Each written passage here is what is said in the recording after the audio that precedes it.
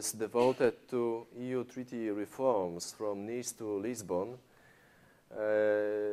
Just the narrow analysis of this very important and interesting process of amending European treaties, perhaps you will be the experts in the area of international and European law. I encourage you to be the experts in this area. So this will be the part of your everyday work, working with these treaties, establishing the European Union and providing the legal basis for functioning of this organization, this international organization or supranational organization. What do you know about this? European Union is international organization or supranational organization? Do you know the difference? Yes? Well, currently I still think I'm still in the intergovernmental organization, because if you look at the way how the decisions are taken and the role of the member states and how they defend their interests, it's a more intergovernmental organization in different fields. But there are fields where, for example, they are more supranational organization. And when it comes to the law, then, I mean, even though it's a constitution of national countries, it prevailed, but there are cases where constitution of the national countries changed because of the EU law. So this is... Yes, this is a very important question, and internal intergovernmental negotiations play important role in the EU decision-making process. This is definitely the case of treaty reforms.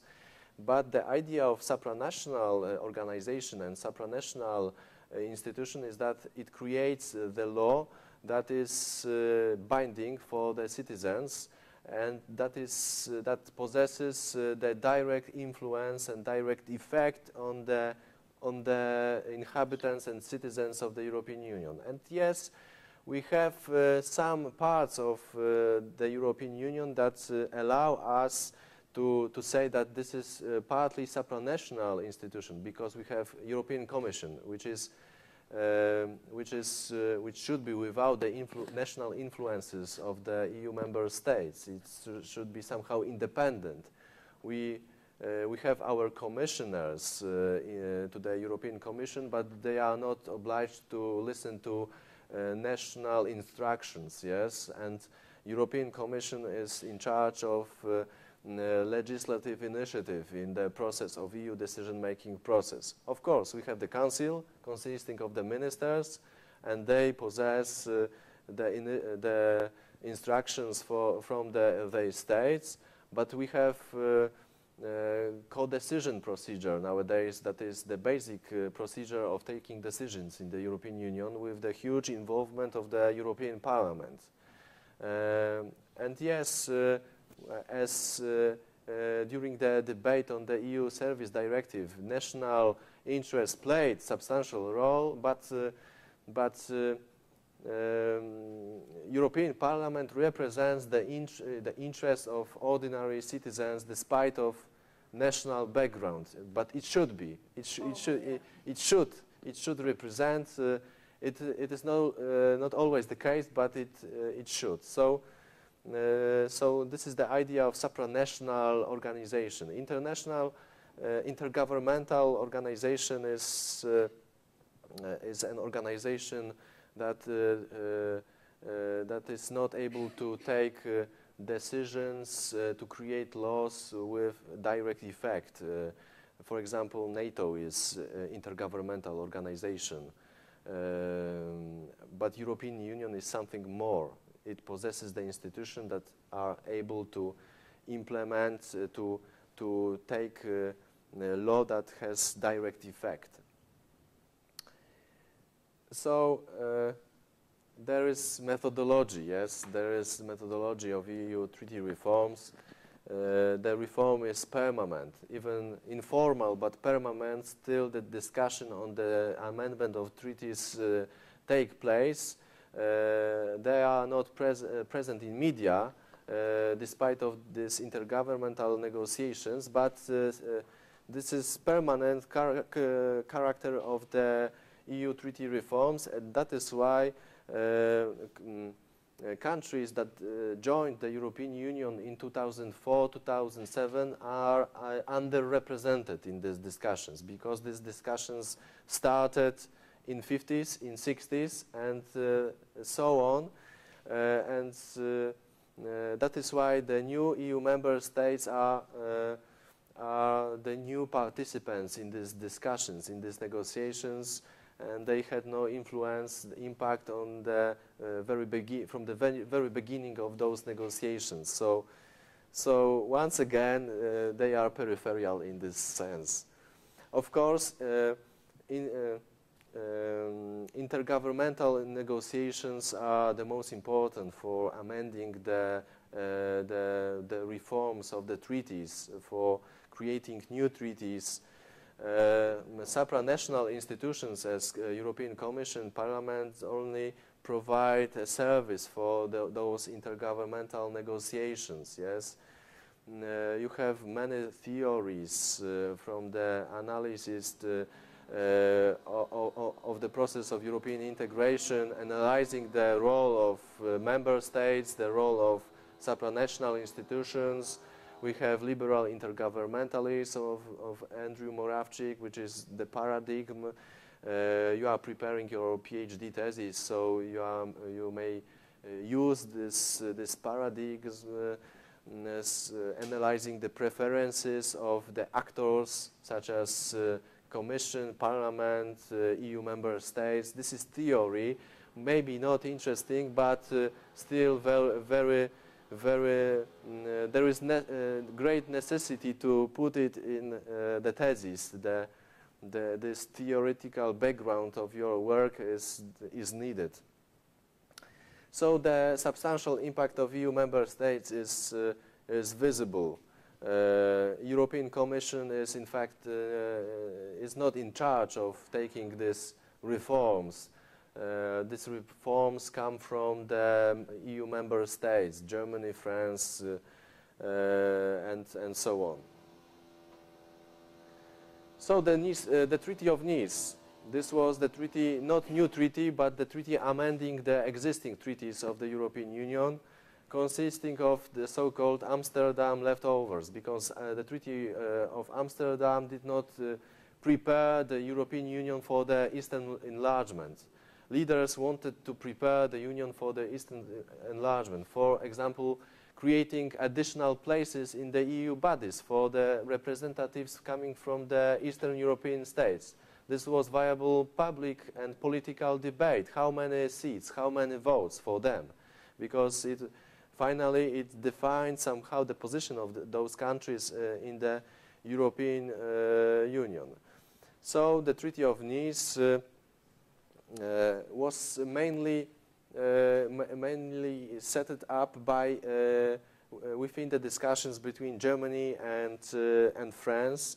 The role of French presidency was particularly visible, and candidates in fact did not participate in those negotiations, because Poland was a candidate at the time. It was the year of 2000, so they were candidates. They were discussing the treaty, preparing the European Union for the Eastern enlargement and creating the institutions for the European Union of 27 states, but in fact discussed without the Eastern European states. So this was the very narrow discussion between the old EU member states from the Western Europe without the candidates,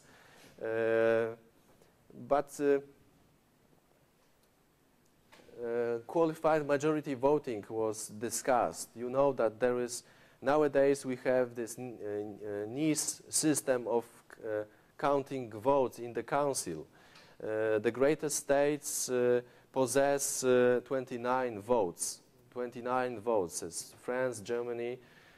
Poland possesses 27 votes. And the same is with Spain, 27 votes, because we think that we are the same as Spain in comparison to the size of our countries and demography. So we wanted the same number of votes as Spain in the Council.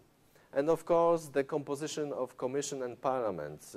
How many commissioners? Because commissioners should be impartial, should be without the influences of the national contexts, but on the other side, everyone wants to have the best commissioner, yes, the best area of the commission.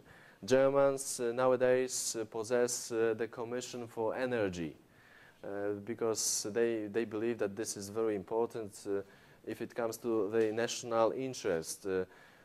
Our commissioner, Mr. Lewandowski, I mean Polish commissioner, is responsible for the EU budget, which was also very nice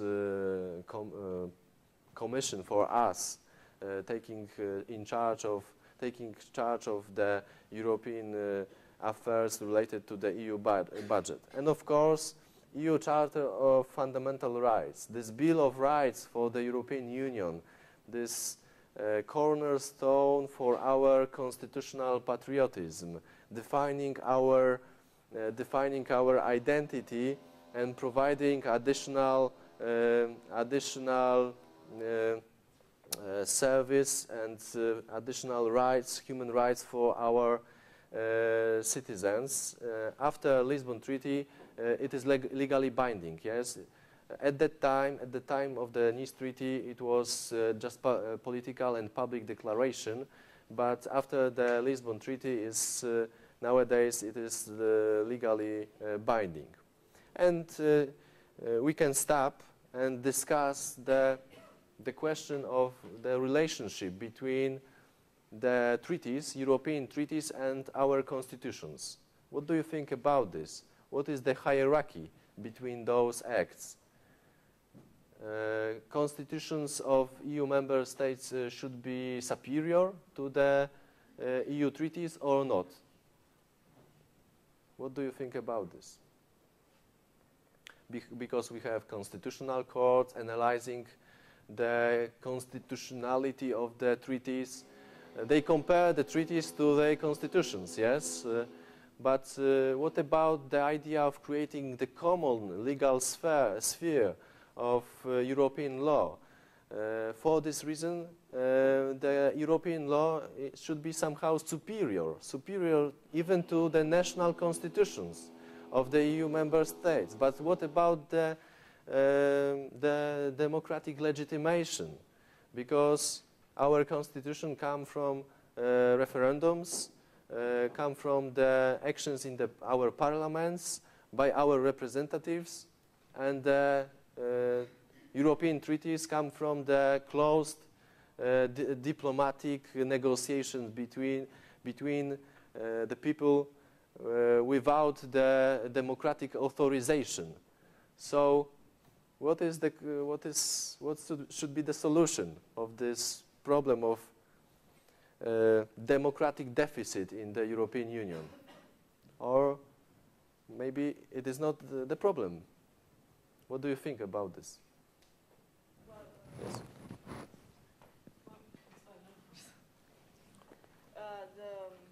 The Eurosceptics, mainly the English Eurosceptics, are continuously bringing this this subject into light. But as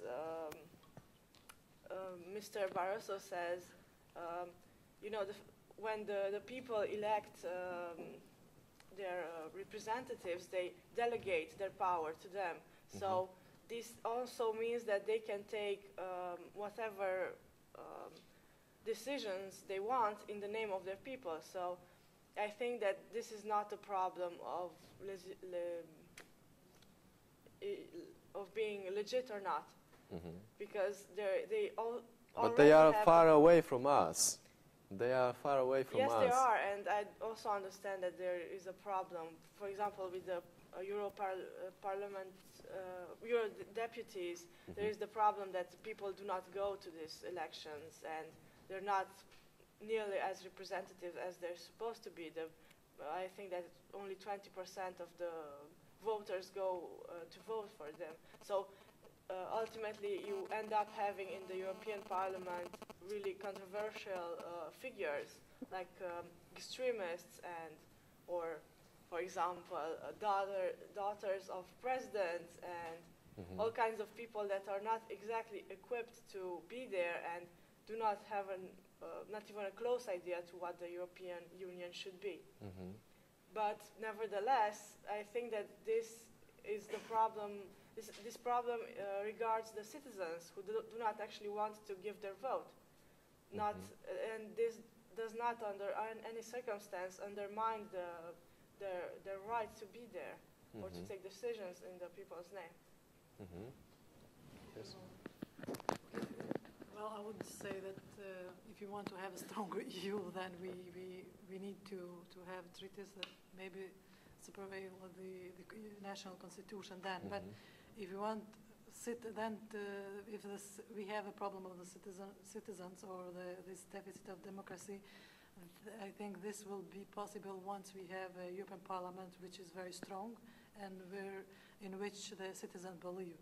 But then we have a lot of work to do. We have to choose the candidates for the European Parliament and how to encourage the citizen to participate and to increase their trust in the European Parliament. I think we need to have the Parliament which is much more stronger, and which we live. Formally, we have a Parliament which normally is selected by the citizens of the European member state, but still, I mean, in reality, we don't trust a lot in the European Parliament.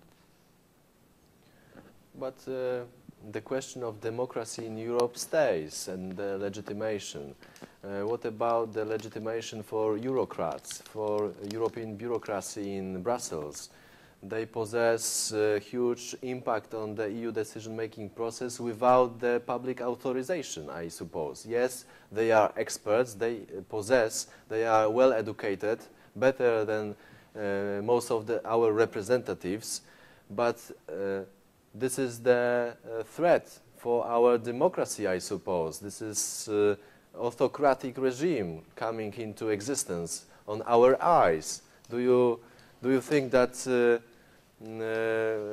Brussels will take over and be in charge of creating policy in the near future for the whole European Union without the public democratic authorization? Well, the Commission in general, it's an organ that it goes towards being very technical, and that's its role. So you ultimately need to have experts in there, as where the European Parliament, it's more of a political instrument. So I don't think that the Commission is a problem. I mean, you do need to have experts, especially taking into account the fact that countries usually dump so-called politicians into people who do not have a place in their national politics. They are just dumped into the European Parliament, and as a consequence, you end up with fairly well put together acts which go through the Parliament and end up not having anything logical in them, or anything binding, which is even worse. But I don't know. I really do think that the problem lies with the European Parliament and not with the Commission, because you do need experts. So, and I don't think that the way they choose the experts is very controversial, because they only propose, in the majority of time, the Commission proposes as only a proposal. Yes, I mean, when they do you know the story about Rocco Buttiglione? He was the candidate of Italy for the place of the commissioner responsible for the justice and home affairs. And during the proceedings, there is a hearing before the European Parliament, and he finally did not manage to to take this position because during the hearing he told the deputies that homosexuality is the disease. So yes, this is this is the way the commissioners are chosen by the EU Parliament. Yes, which is the part of the part. But yes, I agree that we need experts. And do you know any other famous deputies to the European Parliament? Famous for what? For example, Daniel Cohn-Bendit. Yes, he's from France. Very interesting personality. He was one of the participants in this in 60s in this students' rebel. Yes.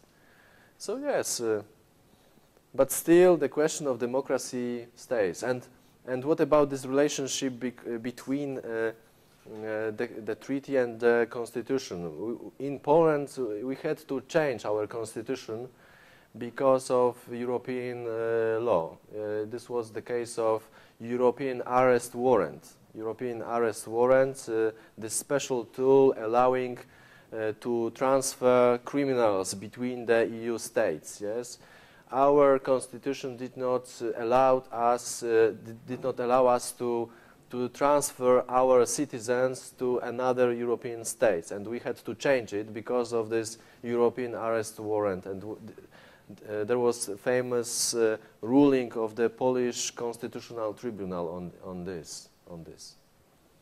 So yes, there should be superiority of the European law over the constitutions, but for example, Federal Constitutional Court of Germany has quite different opinion, and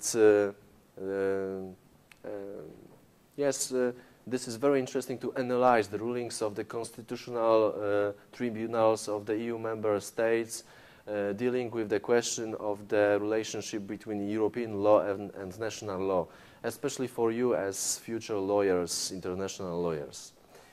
So now we can, in brief, debate on constitutional treaty, which came after post-Nice debate and was developed within the special body aimed at providing democratic legitimation for the European Union, namely European Convention, with the head of this body, former French President Valéry Giscard d'Estaing. And you have this famous quotation of Polish politician, Nice or death, Nice or death. Nice is very important in Polish politics because Polish delegates, Polish politicians wanted to preserve the provisions of the Nice Treaty, especially if it comes to the question of the voting in the Council, because it was very beneficial for us. We were at the same level as Spain, and constitutional treaty was the act changing the way the decisions were and will be taken in the future. So yes, it had great impact on this intergovernmental conference, during which Poland was excluded somehow, was alone, and finally Eastern European states did not manage to impose the influence on the shape of the constitutional treaty. But the constitutional treaty was never came into force in this form. It was voted against the French and the citizens of Netherlands in referendums, which was the voice against, I think, the enlargement to the great extent, and giving its and some opinion on the elites, French and Nether and Holland elites, French, because constitutional treaty was supported by Jacques Chirac, and I think that French people wanted to express their negative feelings towards Jacques Chirac at the time, and in this way voted against the constitutional treaty. So for the very first time, this constitutional treaty introduced new functions. The president of the European Council, do you know, because Lisbon Treaty has the same institution. Do you know the name of the permanent president of the European Council? He comes from the Belgium. He was the Prime Minister of Belgium. Belgium, yes. Yeah, I can't remember the name. That is why Herman Van Rompuy, yes, Prime Minister of Belgium, and we have constitutional treaty provided Minister for Foreign Affairs. Nowadays we have High Representative for Foreign Affairs and Security Policy, and do you know her name? Ashton. Yes, Catherine Ashton from the UK, and that is why Great Britain is so important in external policy of the European Union. So there was the substantial change of the position of the rotating presidency. Each 6 months, different state leads presidency in the European Union. Yes, and after the Lisbon Treaty, which was very much like constitutional treaty, we have permanent presidency that is reduced in its functions because of these new institutions like permanent president and high representative. So yes, analyzing this Lisbon Treaty, a lot from the constitutional treaty was introduced in this act. It was like 80% constitutional treaty. So we can analyze the issue of democratic legitimation of the European Union. Constitutional treaty voted against by the French society was later taken by the French Parliament, but in the form of the Treaty of Lisbon. And Irish society voted 2 times in the referendum to take this legal act. So the major change as for you as lawyers is that the EU Charter for Fundamental Rights is now legally binding from 2009 and has direct effect, and you can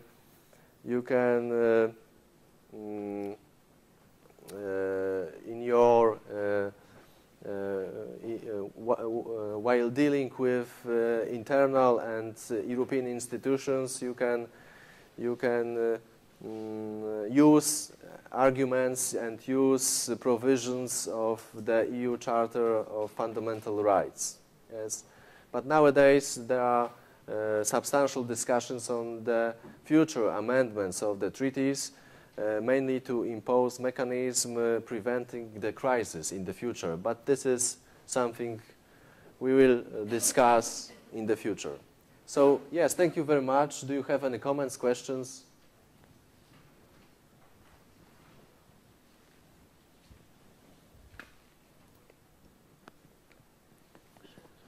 So thank you very much. Thank you, Artur. Thank you.